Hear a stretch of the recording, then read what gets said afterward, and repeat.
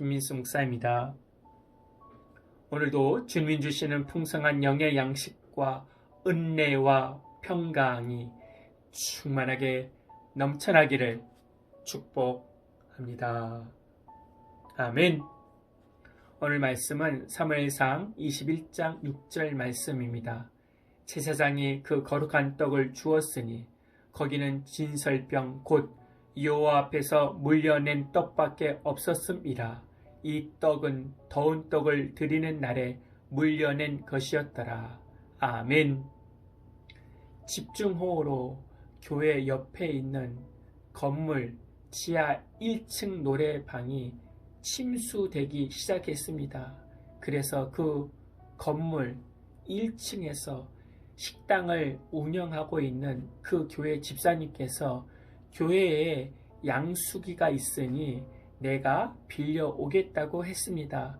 밤 늦은 시간에 교회에 찾아가서 양수기를 빌려달라고 사정 이야기를 했습니다. 그런데 그 교회 수석 장로님께서 거룩한 성전을 위해 쓰임을 당하는 양수기를 타락한 노래를 하는 노래방에는 빌려주지 못하겠다고 했습니다. 여러분, 양수기가 거룩한 것입니까? 사랑이 없는 율법주의로 빠지면 안 됩니다. 이런 말도 안 되는 엉터리 논리가 얼마나 많은지요. 거룩이라는 명분으로 제2의 양수기 사건들이 일어나지 않도록 이제는 멈추어야 합니다. 오늘 다윗이 사울왕이 자기를 죽이기로 한 것을 알게 됩니다. 그래서 도망자의 삶이 시작됩니다. 광야 생활의 시작인 것입니다. 그래서 다윗이 도망치다가 제사장 아히멜렉에게 이르게 됩니다. 배가 얼마나 고픈지요. 그래서 먹을 것을 달라고 했으나 보통의 떡, 사람의 먹는 떡은 없고 거룩한 떡, 제사장만 먹을 수 있는 전설병만 있다고 합니다. 그러나 아히멜렉 제사장은 그 떡을 다윗과 함께하는 자들에게 그 떡을 줍니다. 나중에 아히멜렉 제사장이 이 행한 일들을 예수님께서 칭찬해 줍니다. 마태복음 2장 26절에 제사장 외에 먹어서는 안 되는 질설병을 먹고 함께한 자들에게 주지 아니하였느냐. 예수님께서 그렇게 인정해 줍니다. 율법보다 율법의 정신이 중요합니다. 율법주의에 빠지게 되면 배고픈 자를 보아도 외면해야 합니다.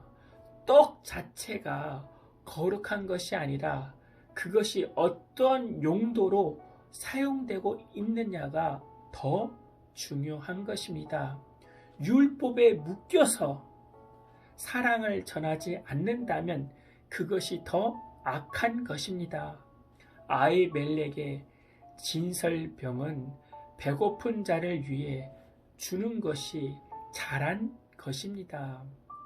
야고보서 1장 20절에 진정한 경건은 고아와 과부를 돌아보고 환난 중에 있는 자를 돌보는 것이라고 말씀하고 있습니다. 하나님 앞에서 거룩한 경건은 종교 생활만 하는 것이 아니라 고아와 과부와 환난 중에 있는 자를 돌보는 것입니다. 대면 예배를 드리지 못하게 하느냐 하며 공무원과 싸우는 자가 거룩한 자가 아니라 코로나19로 인해 힘들어하는 자를 돌보는 것이 참된 경건이고 거룩입니다. 믿으십니까? 아멘. 신앙생활을 오래 하다 보면 이렇게 율법주의자로 빠지게 됩니다. 그래서 문자적인 말씀만 지키려고 하지 십자가의 사랑으로 나가려고 하지 않습니다.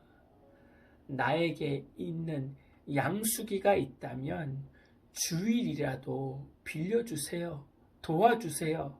그래야지 하나님의 생명이 나가게 됩니다. 그러한 참된 그리스도인이 되기를 기도드립니다. 아멘. 하나님, 사랑 없는 종교 생활을 하지 않도록 은혜 내려 주시옵소서. 굳어지고 딱딱해진 이 마음을 십자가의 사랑으로 녹여지게 하여 주셔서 말도 안 되는 거룩이라는 논리로 그 사랑을 막는 행위를 하지 않도록 하게 하여 주시고, 내가 먼저 그들에게 손을 내밀어 아파하고 힘들어하는 자들에게 십자가의 사랑을 전해줄 수 있는 믿음의 백성들이 되게 하여 주시옵소서. 주 예수 그리스도 이름으로 기도하옵나이다. 아멘. 이제는 우리 주 예수 그리스도의 은혜와 만극하신 하나님의 사랑과 성령님의 내주교통 충만케 하심이 이제부터 영원토록 함께할지어다. 아멘.